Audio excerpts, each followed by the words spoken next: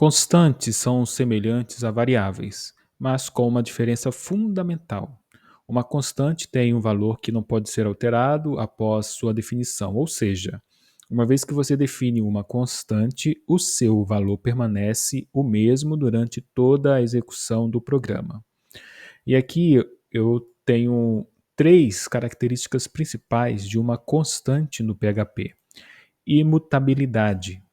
O valor não pode ser alterado durante toda a execução do programa. Uma vez definido, durante a execução, eu não consigo alterar o seu valor. E outra coisa é acessível globalmente. Constantes são sempre globais e podem ser acessadas de qualquer parte do código.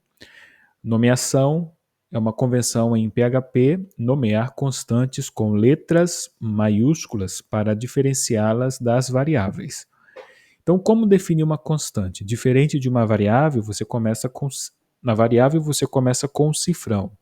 Uma constante no PHP não. Uma constante no PHP você começa com um comando chamado define. E dentro de parênteses colocamos dois parâmetros. No primeiro parâmetro é o nome da constante com letras maiúsculas e no segundo parâmetro o valor dessa constante. Então, o nome vai ser uma string e nós colocamos aqui com letras maiúsculas, por exemplo, taxa imposto. Vamos colocar taxa imposto.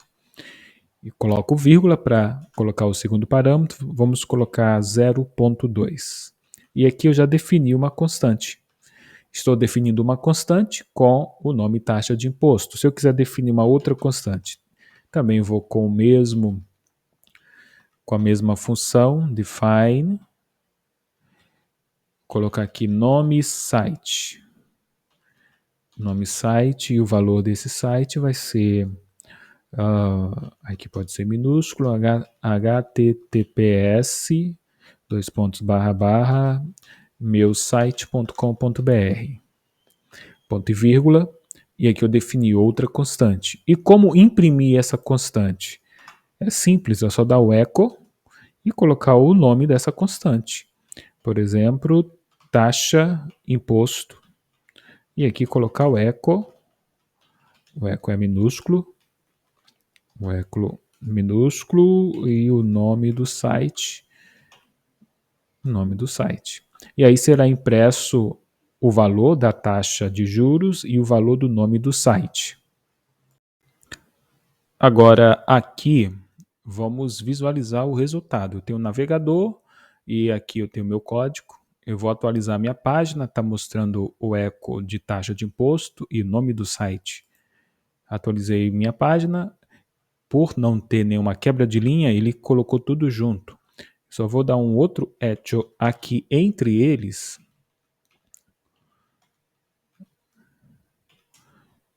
Com a tag BR, a gente vai visualizar isso de uma forma mais organizada.